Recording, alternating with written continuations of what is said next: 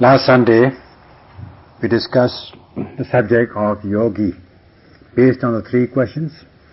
What is a yogi? And what are the qualities a yogi is to possess?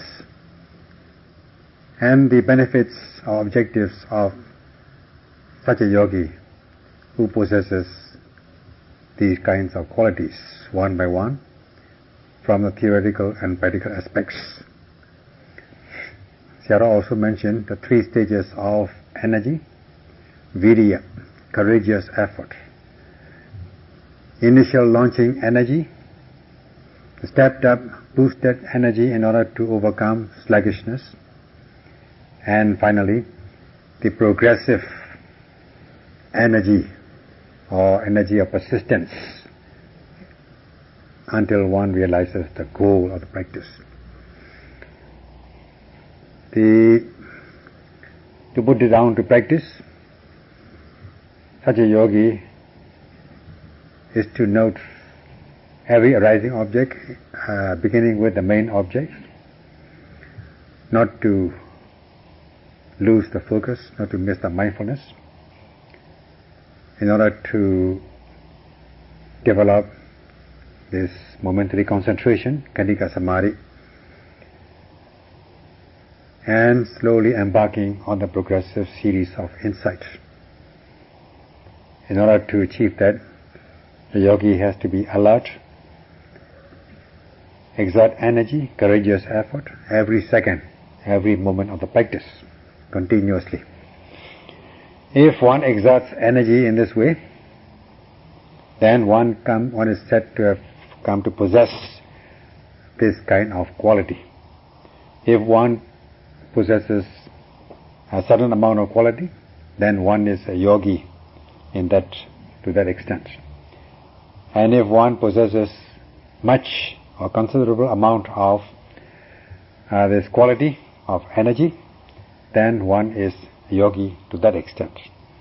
And if one fully possesses this kind of quality, that is heroic energy, then one becomes full or complete yogi. So in this way, Sayadaw has explained the kinds of yogis. Today, he would like to continue to talk about the activities of the yogis, the goal of the yogis, that is, the path to liberation, or the path of liberation for such a yogi, and the obstacles to that path. In this way, the two kinds of two sections, the path to liberation or the outlet for liberation, outlet for the yogis, and the obstacles, things which block these outlets. So these are the two kinds which will be explained today. Kinds of expressions, as the topic is divided into two, is of two parts: Niyana and Niyanavarana.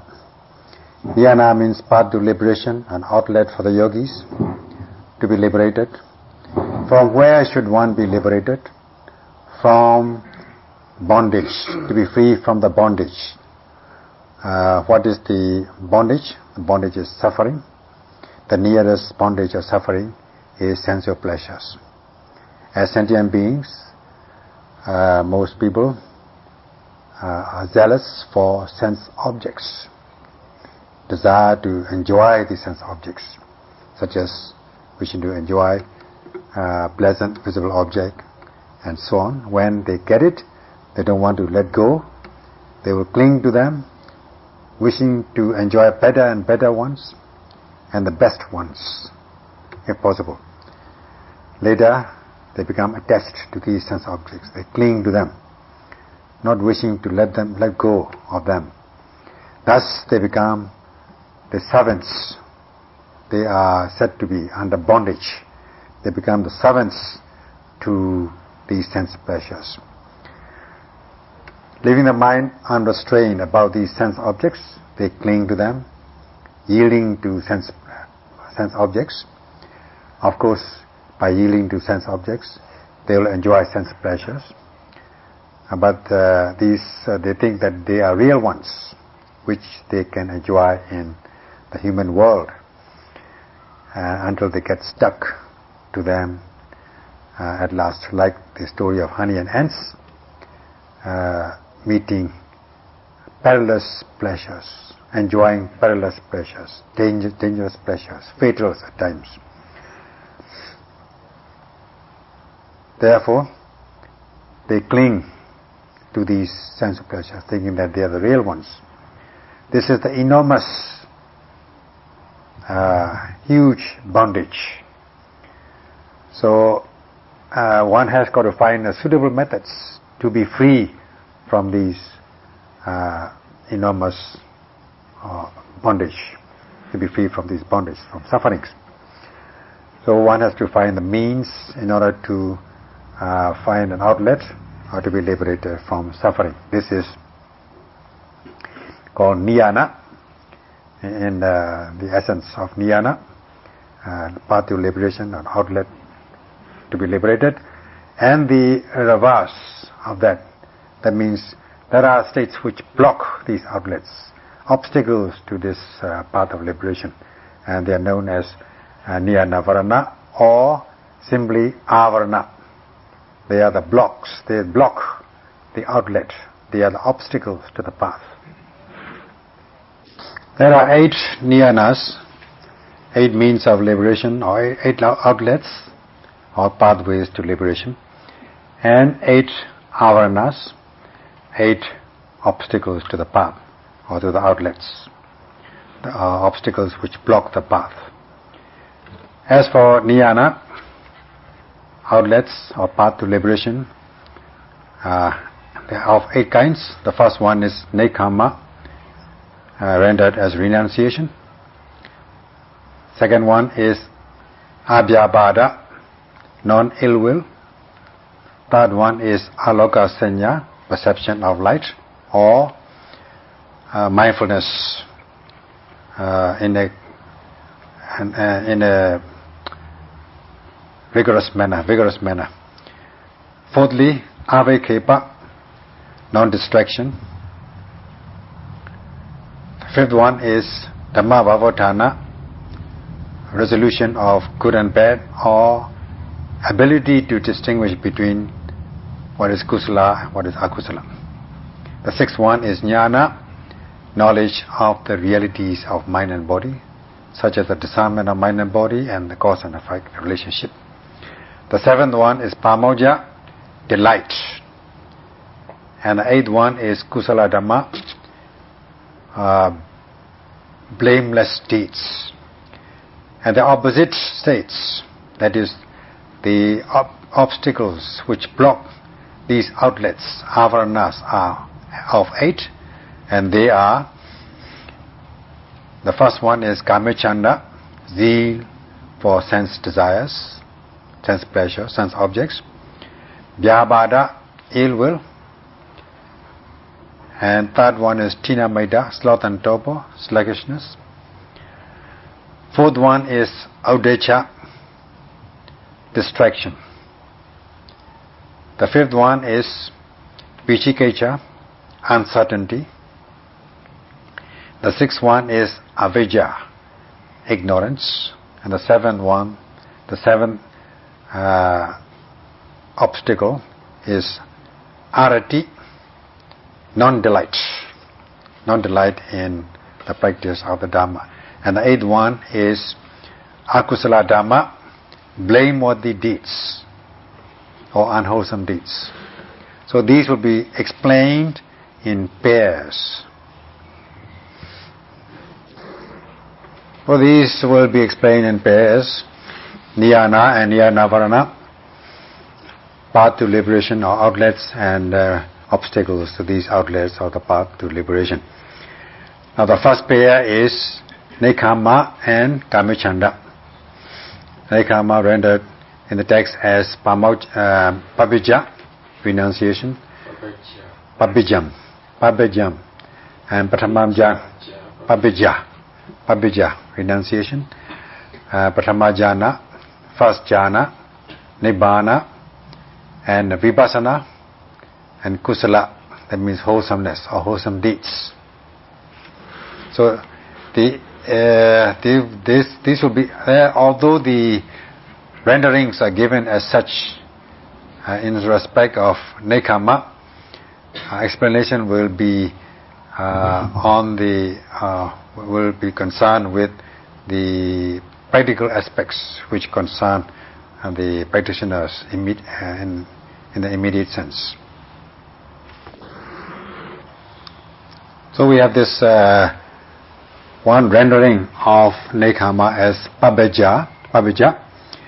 In essence, in practice, becoming a monk, nun, or yogi. This is the easiest way of rendering, or easier way of rendering this expression of pabbeja. The implied meaning as this: pa is given as the renunciation from worldly matters, renouncing one's worldly matters, renouncing the world or at least for the time being or permanently, in the case maybe. And vaja is going and staying in a center, in a place where one can extinguish the fires of kilesas, either a monastery or a center where in the form of yogi or monk, to extinguish these, wherever one can practice to extinguish these fires of kilesas. So that begins nekama, renunciation. Renunciation begins at this point. One leaves behind all one's matters, affairs, business affairs, educational affairs, domestic affairs, sensual pleasures, and so on, at the time of one's practice, as though they don't concern the practitioner, they don't concern the yogi or the monk. So one leaves behind these things totally for 1 week, 2 weeks, 1 month, and so on, as the case may be. And this is given by the expression pa of pabbeja. And vaja means going and staying in a place, in the center or monastery, in the form of, in one appearance, as yogi and so on. So where do they go? As given by the expression asama, a place where one can extinguish the fires of kilesa, such as raga, dosa, moha. Nowadays you might call it Dhamma center or Vipassana center or meditation center. These are the places where one can extinguish the fires of raga, dosa and moha in the appearance of a yogi, monk, nun and so on. And what is the motivation? What is the motive of coming to such place? The motive is to overcome and extinguish the kilesas, raga, dosa, moha, which are the causes of human suffering. It's not ordinary practice, ordinary way of extinguishing. It is an intensive way of extinguishing, intensive method, intensive practice in order to extinguish, overcome these fires of kilesas. This is given by this expression pabbeja.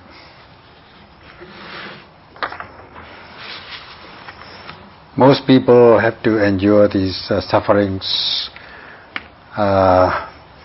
such as the fire of lust burns, they are ablaze with the fire of craving when it comes to lustful objects, desirable objects, and they are unable to extinguish these fires, this kind of fire.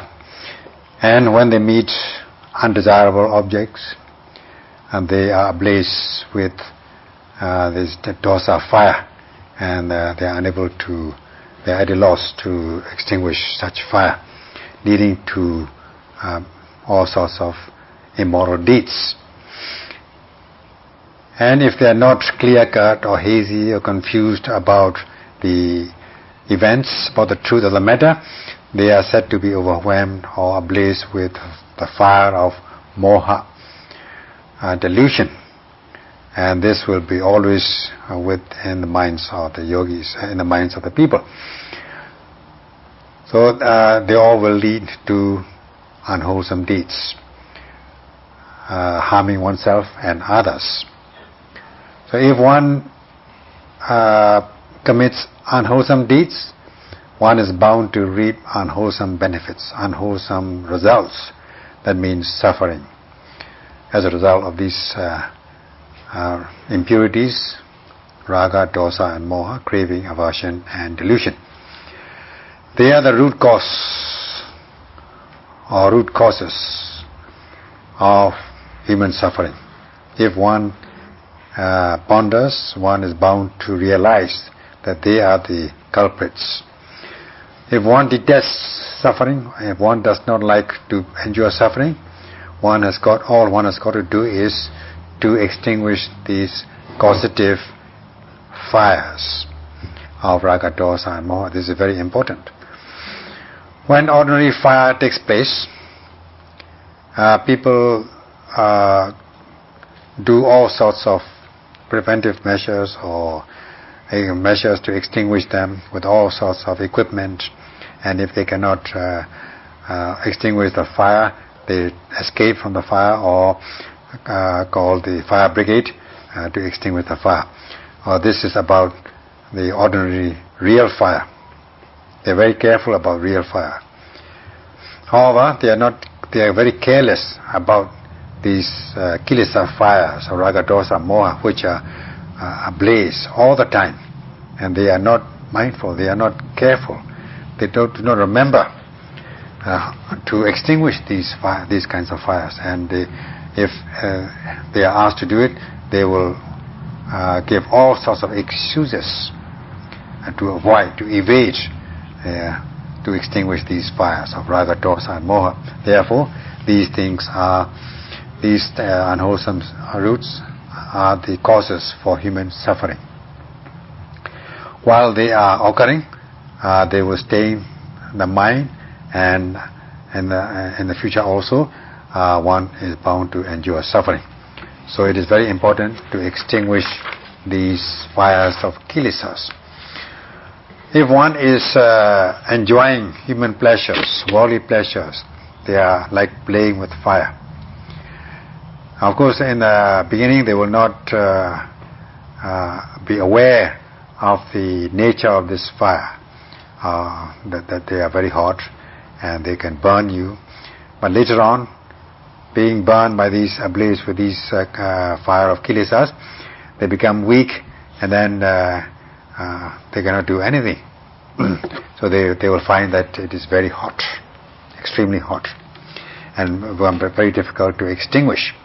And the only method to extinguish the fire of kilesas is, in short, they practice the way of mindfulness, satipatthana, or the practice of the three trainings: sila, samadhi, panya, morality, concentration, and wisdom. So, with these, one must extinguish the fire of kilesas. So, when one is extinguishing the fire of kilesas, one has got to practice fully, intensively, by going to a center or to a monastery, and in the form of yogi or monks or nuns. If one is involved in the human affairs, worldly affairs, then one will not be able to devote one's time on the practice to extinguish the fire. So only when one leaves behind, renounce, at least for the time being, to practice, to undertake this noble practice of sila, samadhi, panya, will one be able to extinguish the fire of kilesas. So this is given by this niyana, nekkhamma, the renunciation.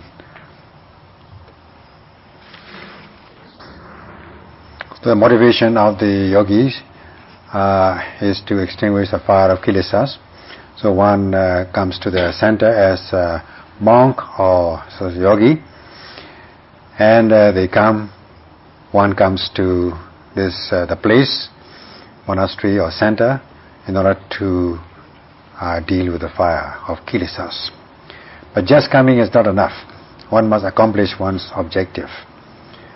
That is the practice of the three trainings, Sila, Samadhi, Panya. Then only one will be able to accomplish one's objectives. Then only one will be able to extinguish the three grades of fire, of kilesas, namely the gross form of kilesa, the medium form, and the refined forms of these negative emotions. Then one will not be just by appearance, one will be by practice. One is not a yogi by appearance, one is not a monk by appearance, one becomes a yogi or a monk or a nun by practice. Then one will be in keeping with this expression pabbeja or nekkhamma. This is the implied meaning of nekkhamma. So just the appearance is not enough. One has got to practice. Then only one will be practicing in the spirit of or living up to this expression nekkhamma or pabbeja. So one must practice to become a real yogi or real monk.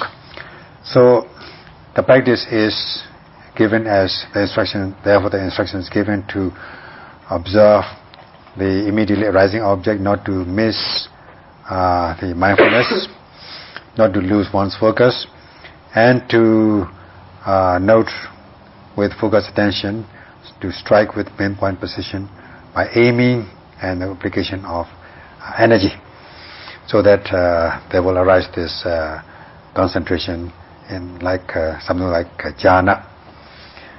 This is avarana.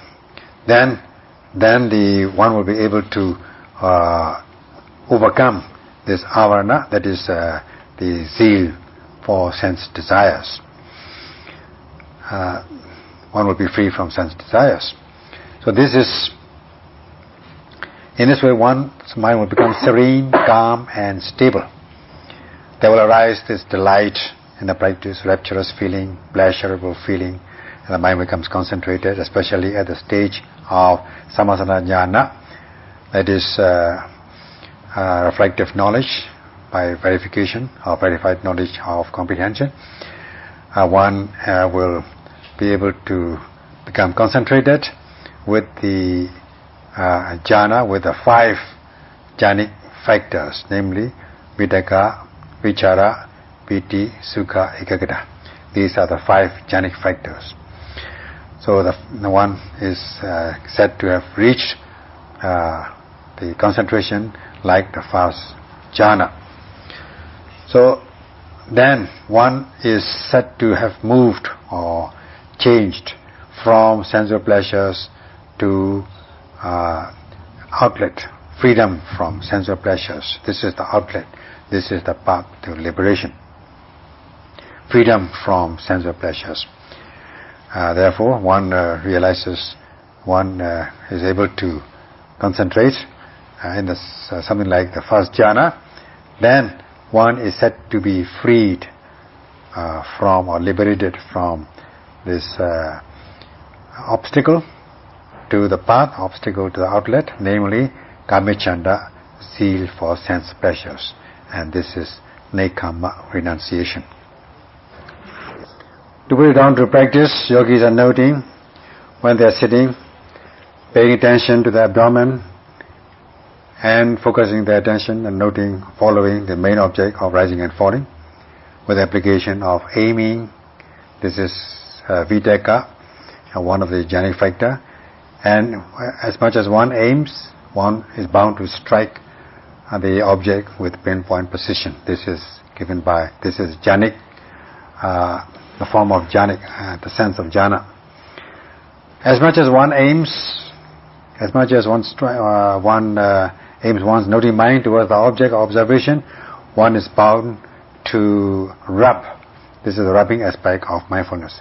One is bound to strike or hit or rub the object of observation. This is the second factor of jhana, namely vichara. So every time one aims, one's noting mind, one's consciousness or mind is bound to rub or stick to the object of observation. Then one will become satisfied with one practice. There will be rapturous feeling. And one will be delighted, one will be satisfied.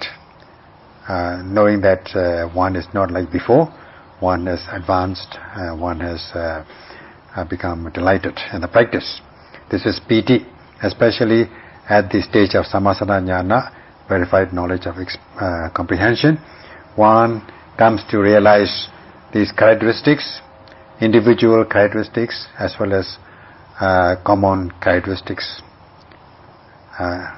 So in this way, one becomes satisfied, especially if one is able to overcome unbearable sensations. This piti arises, and as much as piti arises, this will lead to pleasurable feeling, sukha, and there will be calmness and tranquility and pleasure in both body and mind. This is the practical aspect. This can be verified with one's own experience, and also one will be able to cultivate this khanika samadhi, momentary concentration. So in this way, one realizes the first vipassana jhana. Then one becomes free from the bondage of these sense desires. There will be no zeal for sense objects. This is the real nekama renunciation. In this way, if there's the kamachanda, sense desires, if sense desires have no chance of arising in one stream of consciousness, one becomes free from lobha, greed, which also is tanha, craving or attachment. One is free from attachment or lobha, greed.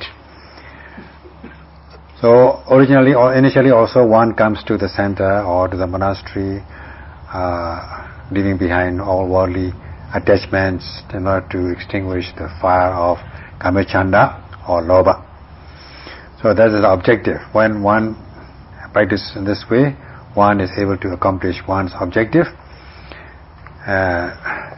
Of course, during the practice, during the development of vipassana jnana, during the practice of insight, one is able to extinguish the fire of kamachanda, sense desires. So during the vipassana jhana, one is said to be extinguishing the fire of kamachanda. This is nibbana. Nibbana comes from the expression vana. Vana means attachment or tanha, and ni means freedom from attachment. So in this way, one is realizing the momentary freedom from attachments, tathanga nibbana. This is also is nekama. So as one is cultivating this insight knowledge, vipassana jnana, such as the discernment of mind and body, the cause effect relationship, and the comprehension of the universal characteristics of impermanence, unsatisfactoriness, and selflessness or impersonality of the psychophysical phenomena. This is cultivating vipassana jnana, insight knowledge. At this moment, seeing the impermanent nature of all events, one is free from pride or conceit, mana, and whatever is impermanent cannot be satisfactory. Seeing the unsatisfactory nature of all events, all experiences, one is free from attachment, tatha. And what is impermanent and unsatisfactory cannot be self, cannot be controllable, cannot be manageable. They are no self or soul, no personal entity, the substantial core in the experiences. So there is anatta, there is no atta. So one is free from the view of self or soul. This also is nekama, renunciation. So with the cultivation of insight knowledge, one is freed from the impurities such as kamachanda or sense desires. So at the moment of insight knowledge, one is free from impurities, including this kamachanda, sense desires. This is developing wholesome deeds, kusala, and this is nekkhamma, renunciation. Therefore, from this expression renunciation, one is said to have renounced the worldly matters, worldly belongings, worldly affairs, and have come to the retreat, to the center or monastery in the form of yogi or monks or nun in order to extinguish the fire of kilesas. This is nekkhamma, renunciation. And realizing this first vipassana jhana, one is also practicing vipassana. So one is free from kamacchana tanha. So one is free from the bondage of this craving or zeal for sense desires. This is also nekkhamma. This is also wholesome deeds. So they are all nekkhamma. So this nekkhamma is given in the text as alopa, all the kusala deeds, wholesome deeds, which arise in one's stream of consciousness in the form of non-greed, are given as nekkhamma. In practice, when the yogis are practicing this way of mindfulness, they are said to be renouncing. They are said to be accomplishing this objective of nekkhamma. Yep, so we'll stop here for the evening. Sadhu, sadhu, sadhu.